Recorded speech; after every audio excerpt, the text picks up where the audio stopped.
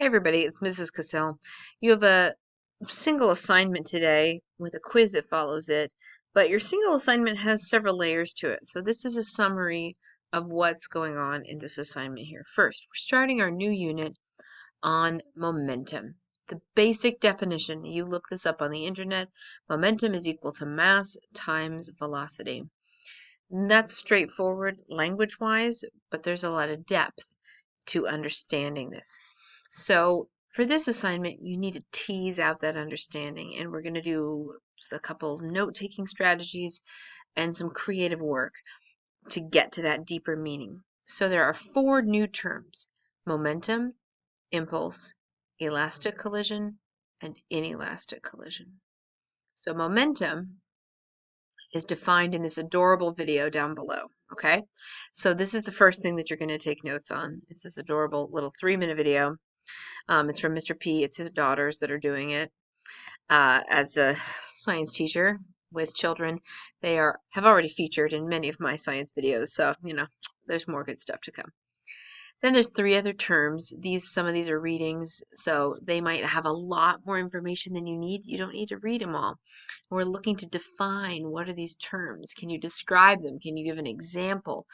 You're sort of searching. You're doing research, which does mean reading, but it doesn't mean word for word, cover to cover reading, right? You have to discern and make some decisions. So these are the 4 new terms we're adding today. And then there's 2 terms we're reviewing: mass and velocity. Okay? So here's what you're actually turning in for this assignment. Down at the bottom, it says this tool needs to be loaded in a new browser window. And it looks like this. It's a Kami assignment. So I'm not going to type in it because it's going to change the original, all right? And I don't want to do that, okay? That would be bad. So here's your DDEE Organizer. This is an AVID strategy. It stands for define, describe, explain, and give examples. So thinking through what each of these means. To define something means to give that dictionary explanation. That's a single sentence. It's telling us the literal meaning of the words. What do the words mean? So when I say, what is momentum? I'm looking for a definition like momentum is equal to mass times velocity. However, what does that look like in real life? If I were going to tell you a story about it, I would be describing it. So momentum is equal to mass times velocity, but my description is an object with a lot of mass has a lot of momentum. It keeps going when something tries to change its motion. Something with a lot of velocity also has a lot of momentum. It keeps going when something tries to change its motion. There was a description. It wasn't exactly an example, but it helped tell a story about that term. Over here for explain. This is where you have to put your teacher hat on, okay? So your friend calls you and says, dude, I don't get what this momentum thing is. I thought I understood it, but can you explain it to me? And here's where some of your reading or some of the notes you might take from that video are going to help you. You're going to flesh out this idea by sharing things like, well, these are the units that it has. To find out what momentum is, we have to multiply mass and velocity. That means that when mass gets bigger, momentum gets bigger. If I wanted to figure out how much momentum, how to have 0 momentum, well, an object can't have 0 mass. That means it doesn't exist anymore, but it can have 0 velocity. So you're going to add those richer explanatory details, the kinds of things that help somebody who's stuck hear your ideas and make sense of them through your explanation. Then down here are examples. Okay, big truck versus small truck. Rocket ship versus parked rocket ship. Terrible example. So 2 small cars, one going fast, one going slow. Right? This is a graphic organizer. This is a way of organizing your notes to cluster them around your term so that you're just like hugging your word with meaning. You can, as you see here, do this in your notebook, or you're welcome to open a text box in Kami and type right on this thing. This part is up to you. I'm going to look to see what's done in here. So if you decide that you're going to take notes in your notebook, I'd love for you to add a picture from your Google Drive, so take a picture on your Chromebook and upload it through here. Is there a way to do that otherwise? I thought there was.